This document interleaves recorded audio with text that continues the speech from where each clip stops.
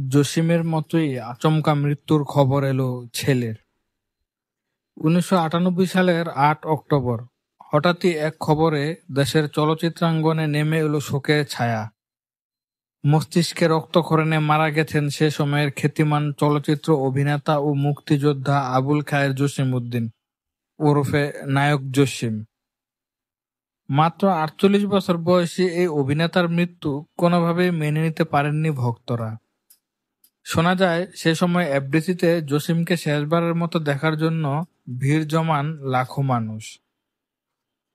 জসিম ছিলেন বাংলাদেশের চলচ্চিত্রে অ্যাকশন ধারার প্রবর্তক। ক্যারিয়ারে প্রায় ২০০-র বেশি সিনেমায় অভিনয় করেছেন। এছাড়াও ১৯৭১ সালে মুক্তিযুদ্ধে একজন সৈনিক হিসেবে ২ নম্বর সেক্টরে মেজর হায়দারের নেতৃত্বে পাকিস্তানি হানাদার বাহিনীর বিরুদ্ধে লড়াই করেন।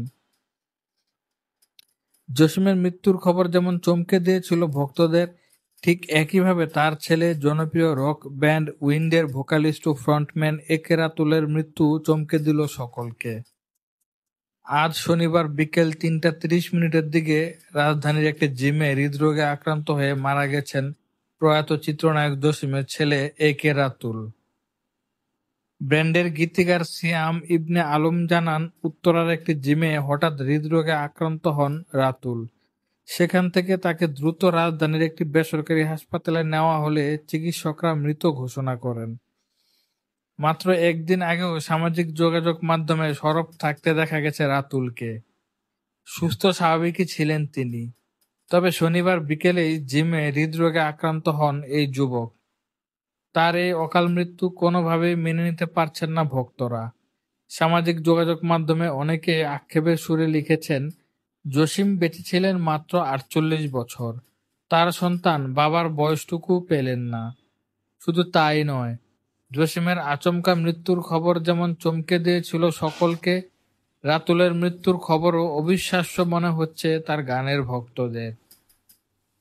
অনেকেই গায়ককে নিয়ে বিভিন্ন স্মৃতিচারণ করছেন ফেসবুকে। প্রসঙ্গত, নায়ক জসিমের ৩ ছেলের একজন একে রাতুল। বাবার পথ ধরে অভিনয়ে নাম লেখাননি তারা, কাজ করেছেন সঙ্গীত জগতে। ৩ জনই যুক্ত ব্যান্ডের সঙ্গে। এর মধ্যে রাহুল ট্রেনরেক ব্যান্ডের গিটারিস্ট ও পরাহ ব্যান্ডের ড্রামার। রাতুল ও সামি যুক্ত ছিলেন উইন্ড ব্যান্ডের সঙ্গে। রাতুল উইন্ডের ভোকালিস্ট ও বেসিস্ট, সামি ড্রামার।